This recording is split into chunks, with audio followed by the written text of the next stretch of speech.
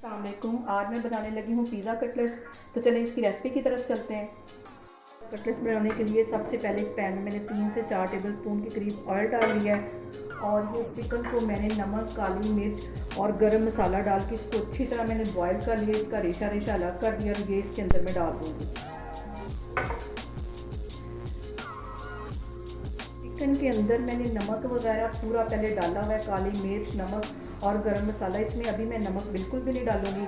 Chicken को oil में fry होते हुए 2 से 3 मिनट हो गए। अब मैं एक सब्ज़ मिर्च है उसको बारीक काट लिया वो डाल दूँगी और बिल्कुल बारीक मैंने ऐसे प्याज काटा हुआ है वो इसके अंदर चला जाएगा। ये 2 मीडियम साइज़ के प्याज हैं, ये इसके अंदर डाल दूँगी। इसको अच्छे से हिला लेती हूँ।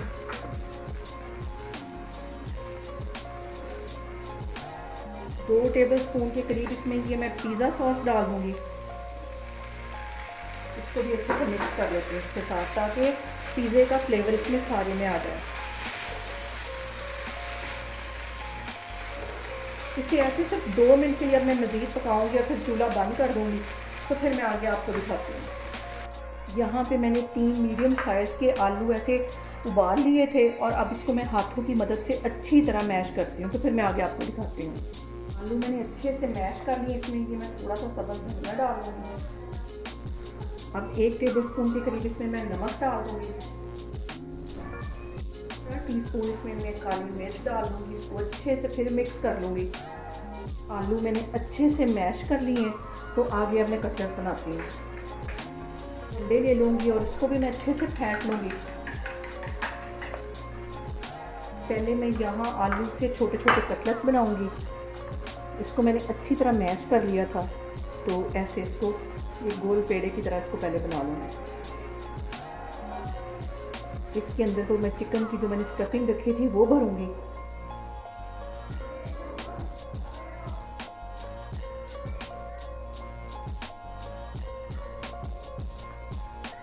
ये स्टफिंग मैंने इसके अंदर रख ली है और पिज़्ज़ा कटलेट्स हो और उसमें चीज़ ना हो, इसके ऊपर ऐसे मैं चीज़ रख लूँगी। चीज़ तो फिर लाजमी है और इसको मैं अच्छी तरह से हाथों की मदद से दबा दबा के ऐसे बंद करती जाऊँगी।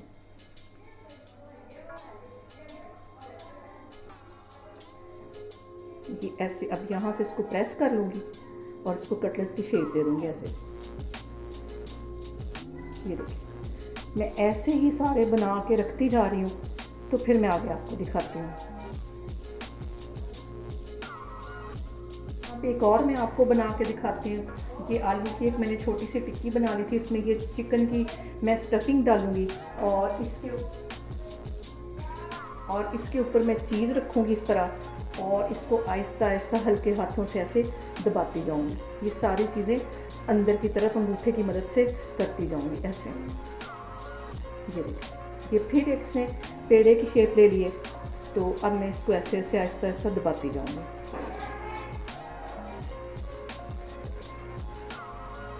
इस तरह बना के मैं सारे रखती हूँ। तो फिर मैं आगे आपके सामने फ्राई करके दिखाती हूँ। सारे कटलेट्स मैंने बना के रख लिए हैं। तो इसे सबसे पहले मैं मैदे में ऐसे रोल करूँगी और उसके बाद अंडे में ऑयल मैंने गरम करने के लिए रखा हुआ है और इसके बाद ये जाएगी ब्रेड क्रम्स में। अच्छी तरह इसमें ब्रेड क्रम्स लगने चाहिए। कोई हिस्सा इसका ऐसा रह ना जाए जहाँ ब्रेड क्रम्स अच्छे से ना लगे। तो अब मैं आपको फ्राई करके दिखाती हूँ।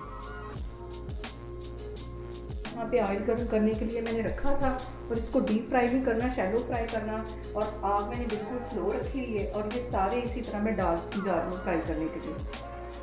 इसे बिल्कुल हल्की आग पे मैं ऐसे फ्राई करती जाऊँगी। तो जैसे 2 से 3 मिनट होते हैं तो फिर मैं इसकी साइड चेंज करती हूँ। साइड मैंने चेंज कर लिया। देखिए कितना खूबसूरत कलर आया है। 2 से 3 मिनट के लिए मैं दूसरी साइड भी इसी तरह इसकी फ्राई कर लूँगी। बाकी इसको इतना ही कलर देना है। अब इसको मैं बाहर निकालती हूँ और बाकी के भी फ्राई करती हूँ, फिर आपको डिश आउट करके दिखाती हूँ।